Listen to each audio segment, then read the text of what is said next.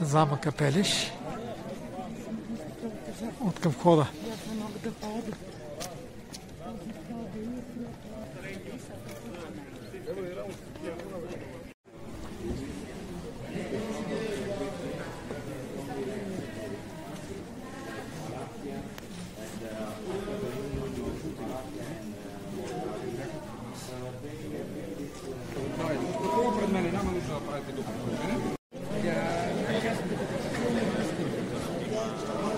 Замъка Пелеш.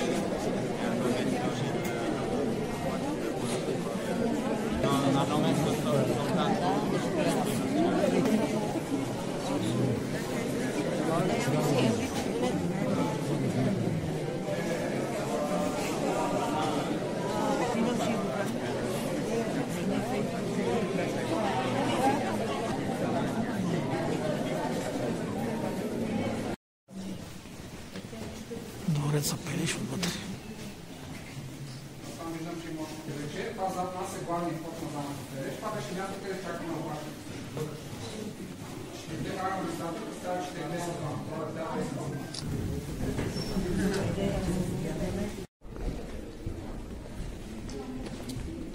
Като клип. Като клип ми как?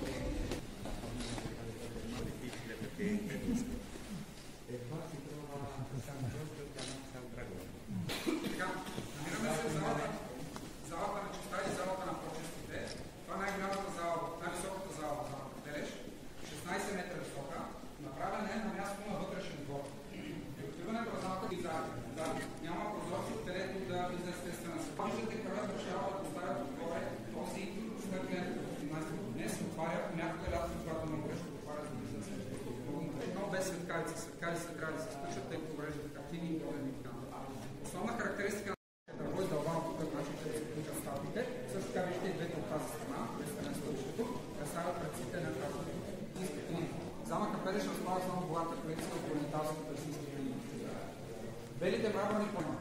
Направени са по една много специална технология, нарича се интарза. Това е различни по цвят дървени парчета, вградени в разбар Берхард. Това е дърворазбар, който прави по-голямата част от дървозащитите в замъка Пелеш. Има работен чешки архитект Карл Глинов. Първият архитект на замъка е немец Йохан Шулц, тъй като замъкът обаче е членства, дето времето чешки архитект Карл Лиман смътва с неговия поставяне. Карл първи бил много страстен.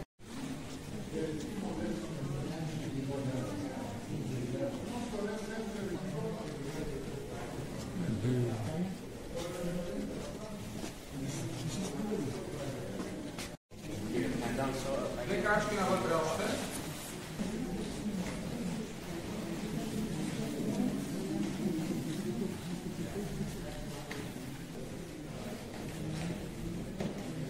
И никой не си може. Сега старите отстрани всеки е как очите си, гледате през телефона. Тия снимки ги има и тук.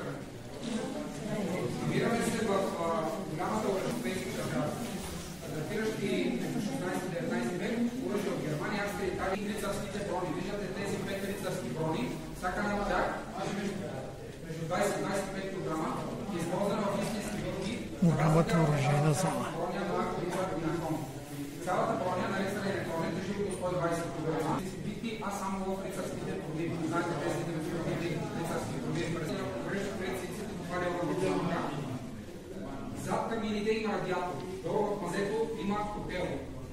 По този начин се отоплява, се едно, че топлината излиза от камината и до ден днешен отоплява замъка, както казах с тази схема. През 1396 се е състояла. Интересно за нас е, че се състоява в България, когато Османската империя разгонява от Израел. Ще видите едно копия на кралската корона.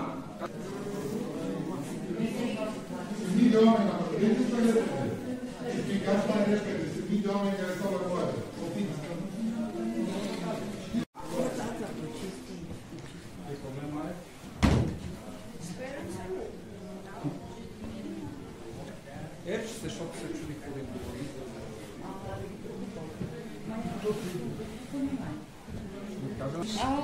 Още малко навътре.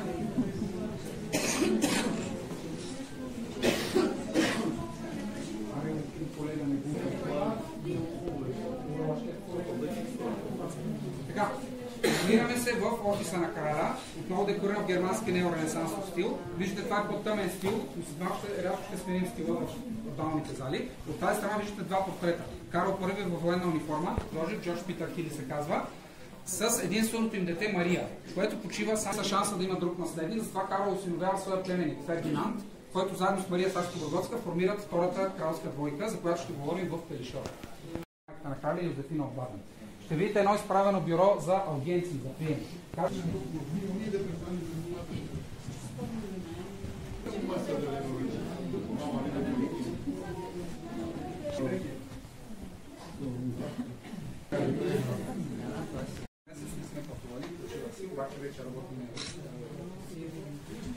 Така, намираме се в кралската библиотека. Светкавиците трябва да се изключат, забранени са. Цялата кралска колекция се състои от над 10 000 книги, но по-голямата част от тях днес са в Националната библиотека в Букурещ. Тук са само около 600 книги, литература, архитектура и така нататък. Книгите си, когато биват избрани за кралена Румъния, за по-малко година учат перфектно румънски. Кралицата. Ние пък няма да бързаме.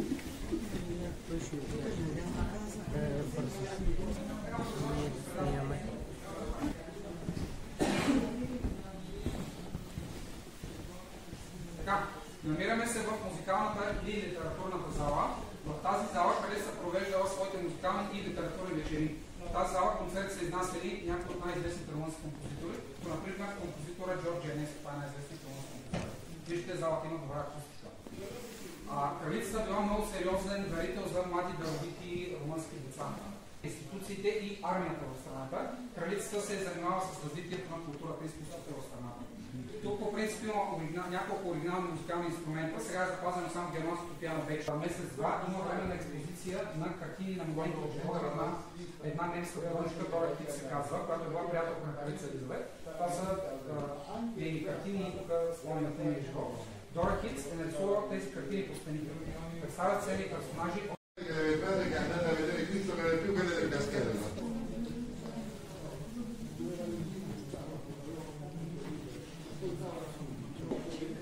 Следващо също италиански, но този път венециански, ще видите различен от флорентинския. Почти всички материали, използвани за интериора на залата, са добити и произведени в Италия. Като например мрамор от Карара, с който е красена тази красива мраморна камина, отново само бронзовите статуи отгоре са копия на Микеланджело. Полилеите са направени от кристал от Мурано, отново италиански остров. Огледалото, разбира се, е венециански кристал. Може би чуете защо е толкова високо, 3 метра високи, доста ниски са били всъщност. Тези, които са съчинени, ще видят, отразява картината на тавана. Таван е оригинален паркет под партерния етаж на замъка Пелеш. Други са реставрирани, този е оригинален. Ще видите на паркета едни много специални, много фини турски килимчета. Каза, че има 2000 нишки текстура на квадратен сантиметър. Много специална, много фина технология. Троновете са само декоративни. Quando hanno fatto questo candelabro di Murano, Galliere stava in fallimento. Quando il re ha dato l'ordine di fare questi, tutti gli operai sono stati molto felici, hanno fatto un ambino più bello del castello in marmi bianchi di Carrara e con le statue in bronzo di Michelangelo. Questi due armadi. Картината рисувана с крака. Подстан в двореца на краля пак. Втората бална зала отново декорирана в италиански, но този път венециански стил. Виждате различен от флорентинския. Сега в нашата група може насам и там да направим един коридор да се разминава.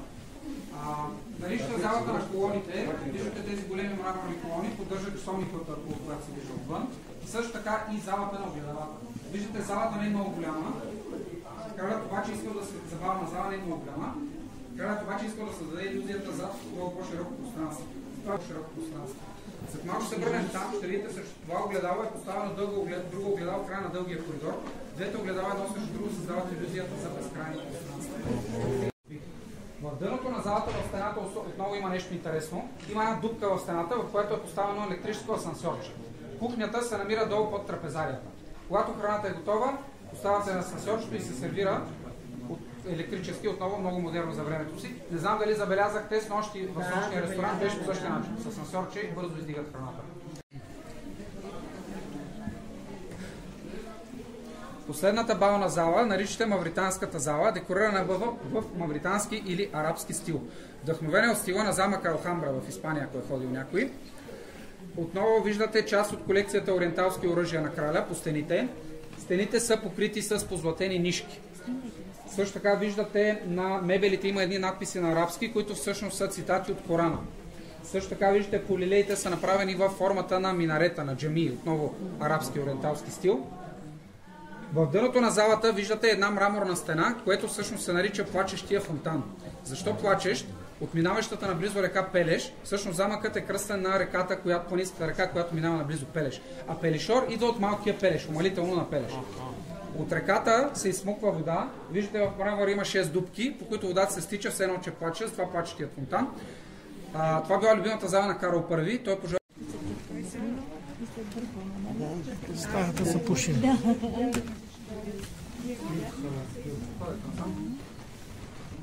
Виждате, кралят искал да комбинира стил от цял свят. Видяхме немски, швейцарски, флорентински, венециански, арабски, френски, турски стил от цял свят. Двата гоблена са от... Какво направиш с нощта? Това на 5-6 минути.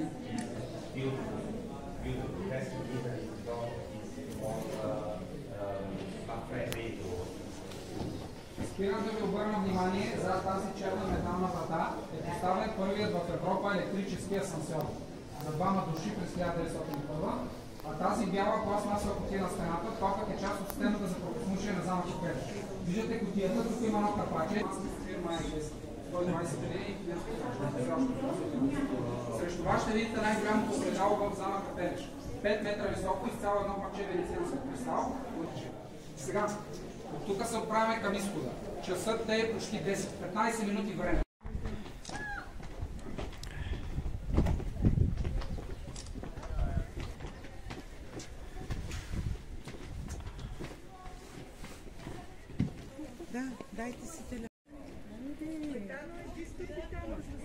Замъка Пелеш, Осиная.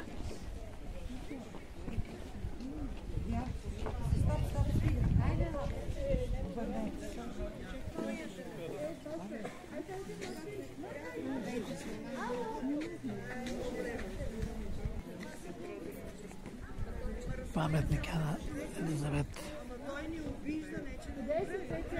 Кралицата на Румъния.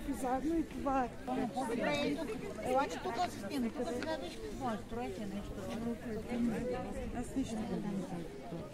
Я чакай страх.